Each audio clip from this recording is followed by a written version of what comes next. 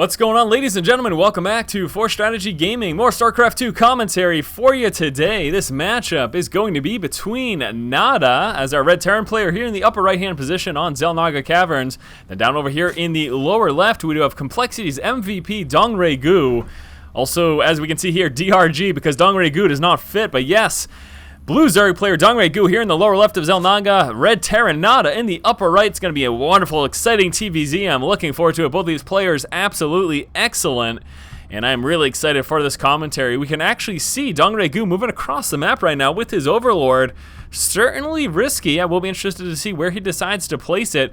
He can make it up over here, or he could try to situate it right in the middle. The major concern, though, is that the anti-air for Terran players is getting out pretty early. Against a Protoss opponent, you can send that Overlord clear across the map and make it over here before that first Stalker is actually able to get out and have enough time to kill it off. But against a Terran player, once that Rax is up, they're able to get that Marine right away clearly, and it makes it a little bit hairy for that Overlord trying to trek its way across the map. It's just a little bit dangerous, and you do cut it a little close. So he may very well just keep that Overlord sitting right there in the middle, or we'll see if he tries to brave it and make it clear across the map and hide himself right over here in this corner. We do have a drone moving out clear to the right-hand side, and I'm very intrigued. He's actually evidently looking for some Rax pressure from NaDa. He was a little concerned about a proxy Rax, or even just seeing a hidden SCV over there, tipping him off that there might be some early game bunker harass. So we did want to check that corner before he actually ended up dropping that hatchery. Just wanted to be a little bit extra safe, if at all possible.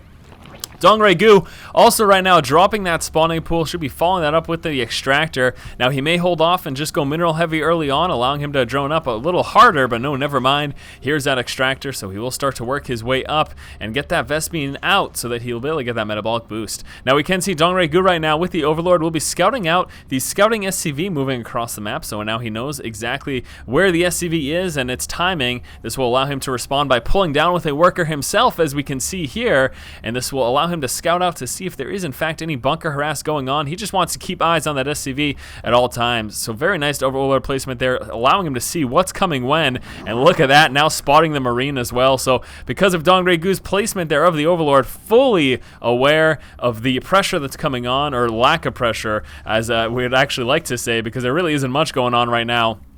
Just the one SCV. I'm not sure he's going to be able to do much of anything because Dongray-Gu has been so aggressively following him around, and you can see that SCV actually now just pulling back. The Marines pulling back here as well, and NaDa coming out with that very quick expansion. There's a second Rax right now. He will just be relying on Marines and bunkers early on to defend any harassment that may be coming against this expansion. A little concern here for NaDa is that these early game Zerglings would prevent him from being able to get this up if we saw even just a small push, and we can see right now actually Dongray-Gu moving out with these Zerglings. He was first grabbing the towers, chasing down that one SCV. SCV is moving up now for a secondary scout. He wants to check for a Roach Warren or anything funny like that. Also wants to confirm that that expansion is up and running. A couple Zerglings actually heading back home to deal with that SCV. Two Zerglings moving out to get some scouting done, and Dongray-Gu now fully aware of NaDa's expansion.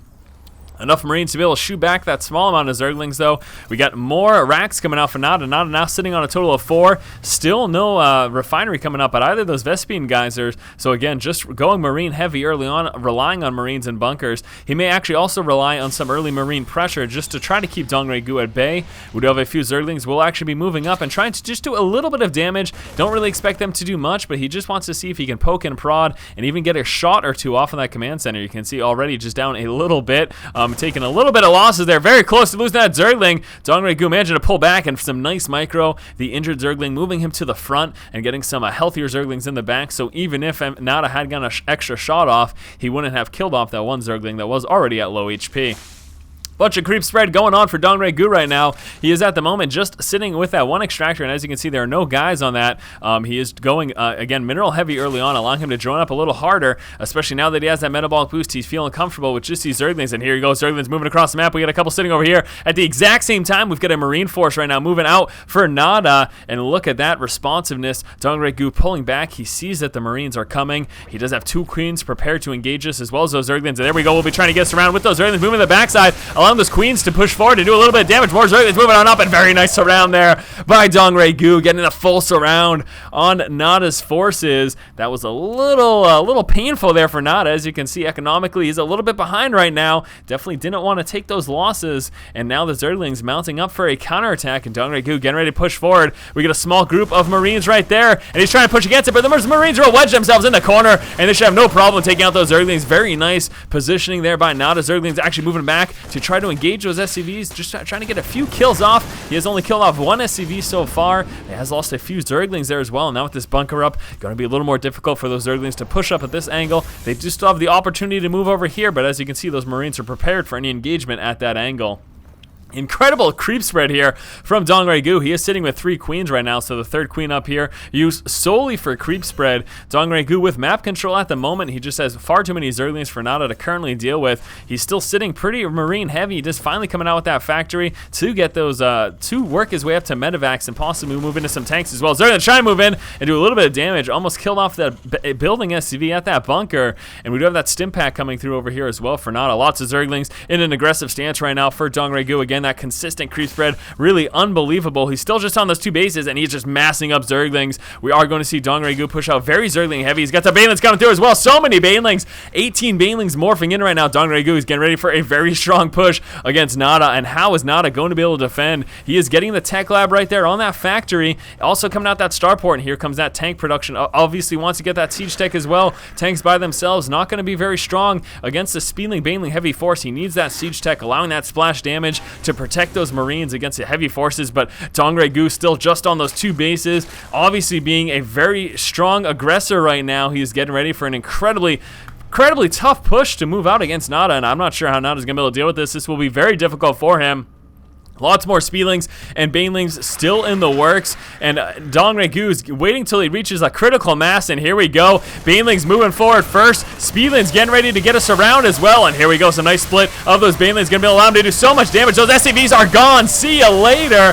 NaDa taking devastating amounts of losses here at the expansion. How many workers? 14 workers killed. Speedlings and Banelings still trying to push forward, though NaDa's tank blocking the way, and the mass repair by NaDa's tank is going to actually prevent those units from pushing on in.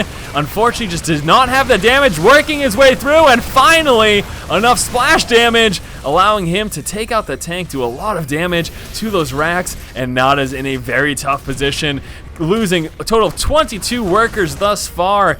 Unbelievable damage here from Dongregu. Look at that, the resources lost right now. NaDa quite a bit behind. The creep spread keeping up. We've got another hatch coming out over here for Dongregu. He's coming out with some more Speedlings. Now I'm going to be very interested to see what he decides to do at this point. Is he going to keep playing aggressive, or does he just want to expand? We can actually see working down these destructible rocks right now.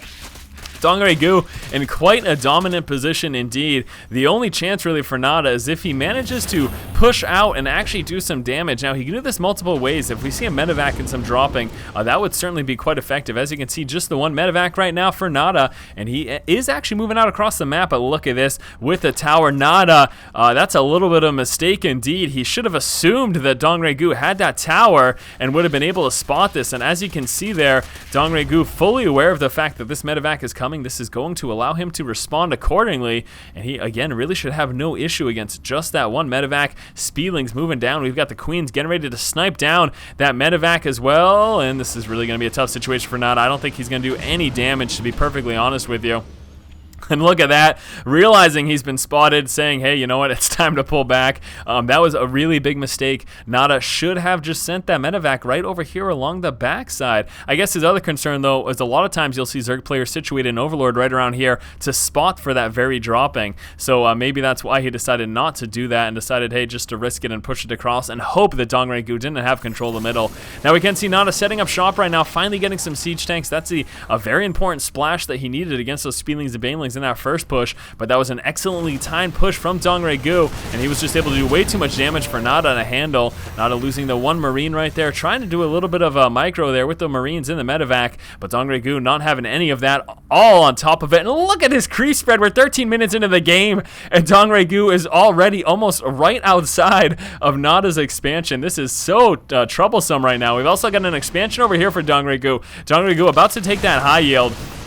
I'm really surprised that NaDa's still staying in this game because he really has done no damage, in all honesty, to DongRegu. At least not in comparison to the amount of damage that he's taken, and he is so far behind. We take a look at the income tab. You can see DongRegu in a strong position, and that's things are going to start to get really hairy right now. Here we go. We're going to have those Mutalisks move on up, snipe down those tanks, and they're finally being pushed back right now by those stimmed up Marines, but even losing that one tank was a really tough position for NaDa because he's got so few as it is. I mean, only sitting right now with those 3 tanks and losing just one is pretty devastating indeed. We do have a nice depot wall stopping Speedlings from pushing up to the backside, but in all honesty, DongRegu is in such a strong position. I am really not sure what NaDa is going to be able to do. Once more, as I mentioned a couple moments ago, we just need to see NaDa actually do some sort of damage to DongRegu. What he needs to do is push out, but I don't know how he's going to do that. This is intense creep spread, plus the Overlord spotting the corners of the map. DongRegu is going to see everything that's coming through, and NaDa, unless he managed to sneak all the way over here with a medevac, but even then, we've got that Overlord that would spot that as well. So DongRegu just in absolute total control right now. I mean, he is dominating NaDa. And this is certainly something that I'm not used to seeing because many games of mine that I've casted, NaDa seems to always be the one in the dominant position, but DongRegu kind of putting him in his place right now. Just really rough situation. He was just, again, not prepared for that mass Speedling Baneling bust that we did see DongRegu push out with. Doing a little bit of scouting with those Mutas, trying to get a little bit of damage off, but again, wants to stay away from those stimmed up Marines. The economic advantage is going to definitely start to continuously work towards the favor of DongRegu. You can see in a very strong position. Again, he's got that high yields, also got that expansion working over here and taking down the depots over there just with a little bit of micro with those Mutas, and that's going to again set NaDa further and further behind because he's now forced to build some more depots to try to get that wall off back up. And just look at the massive amounts of Speedlings and Banelings forming in the middle of the map right now. DongRegu is sitting with 98 army supplies as opposed to the 68 of NaDa, clearly at an advantage right now. He's going to keep up the creep spread, also going to keep up this harass, and there we go, going to get a free tank kill and then pushing back before those Stim Marines can do too much damage. We do have an attempt to push right now. NaDa actually just trying to get rid of those tumors, and here's a mass amount of Speedlings and Banes move forward with those Mutas, going to get a full surround on those tanks, and look at the mass amount of forces right now for DongRegu, completely overwhelming everything that NaDa has, and NaDa gonna be forced to call the GG here. I'm not sure. There's nothing he can do. There it is. Unreal game. What a game here, guys, between NaDa and DongRegu. That was quite intense. Hopefully you did enjoy it. I hope you liked the game. I hope you liked my commentary as well. As always, guys, if you like the content, please subscribe. Thank you for watching. Keep watching and keep owning.